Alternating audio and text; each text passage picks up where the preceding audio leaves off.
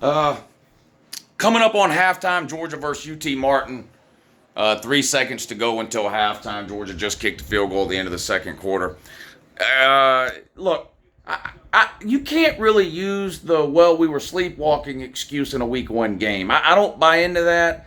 If this type of performance, particularly the first quarter, but if this type of performance occurs in a week three or a week five game or something, and you get caught napping, okay, but I don't understand how you cannot be ready to go for week one. So I'm left with no other conclusion to draw but that it's not that they're sleepwalking. First of all, Georgia's offensive line got dominated for the majority of the first half of that game. The pass blocking was good, but the run blocking was absolutely pathetic. I mean, terrible. Georgia's offensive line was getting pushed around by an FCS team when it comes to run blocking.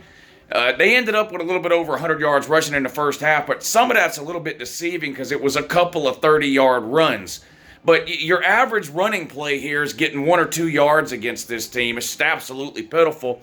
At the end of the half, okay, Mike Bobo, B minus. It was okay overall. The end of the half was a giant fucking fail. Well, we've got no timeouts left.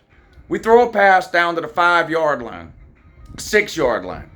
We can't run the ball up the middle. It's just been proven all game long. No timeouts. We get the ball down to the 6-yard line. What do?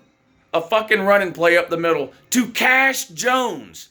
Cash Jones comes up to about here on me and weighs 82 pounds. I'm not saying he's terrible. He's good for certain things, but he's not a run up the middle guy. So guess what happens? You get stuck for a 2-yard loss. We've got no timeouts to stop the clock. There's 20 seconds to go. They've got to line up and spike the ball on second down to stop the damn clock, which means all you have is the third down play, which Carson Beck sails out of the back of the end zone over the head of a wide open Arian Smith, and we end up having to settle for a field goal. So while it's good to get points out of the 2-minute drill there at the end of the first half, you should have been able to score down there first and goal from the 5. That running play, Bobo blew it right there. Defensively, lights out. UT Martin's got, 80 total yards of offense, if that. And that's the other thing. Why is it that in all these games that were supposedly sleepwalking, because I heard this last year with Mizzou, the Kent State, what was the other one? There was one other one. Anyway, or sleepwalking. Why is it always just the offense? The defense always shows up ready to play. God damn. The defense is lights out. Look, I'm not going to say that Georgia has the best safety in the country, but there's not a team with a better group of safeties than Georgia. Javon Bullard, Malachi Starks, and Tyke Smith are unbelievable. They have to be they've got to be the 3 leading tacklers. They have to be. Literally any play you watch for UT Martin, one of those 3 guys is making the tackle or in on the tackle. And it's not 20 yards downfield. I'm talking about these guys are getting down into the box and making tackles at the line of scrimmage. Those 3 players are absolutely unbelievable. Bullard, Starks, and Tyke Smith. It's good to see Tyke Smith transferred in from West Virginia a couple of years ago, where he was an All-American at West Virginia and had some injury issues at UJ. It's good to see him get a lot of playing time today. So defense lights out. Mike Bobo, B minus. I kind of like the game he's called up until that boneheaded decision to run the ball on first and goal from the 6 when we didn't have any timeouts.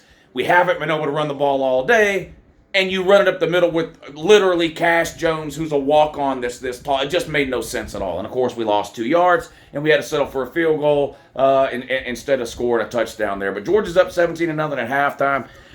But not in any way, shape, or form a dominating performance offensively from Georgia in that first half. Defense, yes, lights out. I can't think of a single thing to complain about with the defense. The quarterback had one long scramble of 25 or 30 yards. Other than that, UT Martin's done absolutely nothing. The offense, on the other hand, has got to get it together. Now, I'm not sure what's going on. We'll watch the second half and see if they make any adjustments or if anything changes or whatever. But very unsuccessful running the ball. They did have a couple of good outside runs. They had one on that last drive there, like a little toss sweep deal. Dominic Lovett obviously looks like he's going to be a big part of this offense. I'm assuming Ladd McConkey's not playing in this game because there's a lot of injured players for Georgia that aren't playing in this game. I haven't seen Ladd McConkey, haven't seen Ra Smith, haven't seen Dejon Edwards, haven't seen Branson Robinson. Well, he's out. Haven't seen Andrew Paul. The running backs are pretty much Kendall Milton and Cash Jones. There's been one or two others come in from time to time, but overall, I mean, offensively, overall, I would give this performance a D. It just wasn't good. Outside of Brock Bowers, not a lot of bright spots. Oh, let me say this about my boy, Carstonian Beckworth. I know everybody's calling him Carshawn. Y'all can keep calling him Carshawn if you want to. I've tried it. I tried going along with the crowd on the Carshawn thing. I don't like it. I like Carstonian Beckworth. The best thing to me I've seen in this first half from Carstonian Beckworth is I had some concern because I've always been for a mobile QB. As much as I hated Stetson Bennett, I liked what he could do with his legs.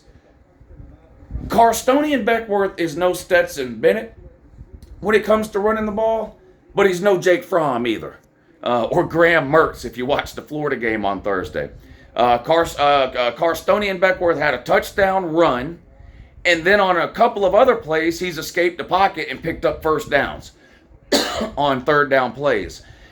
Nothing that's going to make a Sports Center highlight reel. Now, I'm not talking 20, 30, 40-yard runs. I doubt we ever see that from Carstonian Beckworth.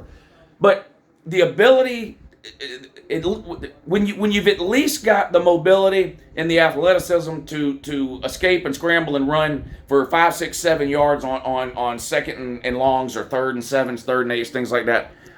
To me, that's important, and that's, you know, Jake Fromm didn't have any. Jake Fromm couldn't run. Jake Fromm couldn't run from here to those TVs. Jake Fromm in his entire career at Georgia had like 30 yards rushing total. For his career, Carstonian Beckworth got that in the first half. So let's see. So we'll see what happens in the second half. So here's some grades here. Mike Bobo, play calling, I give it a B minus. I would have given it a B plus to an A minus had it not been for that blunder there at the end of the half.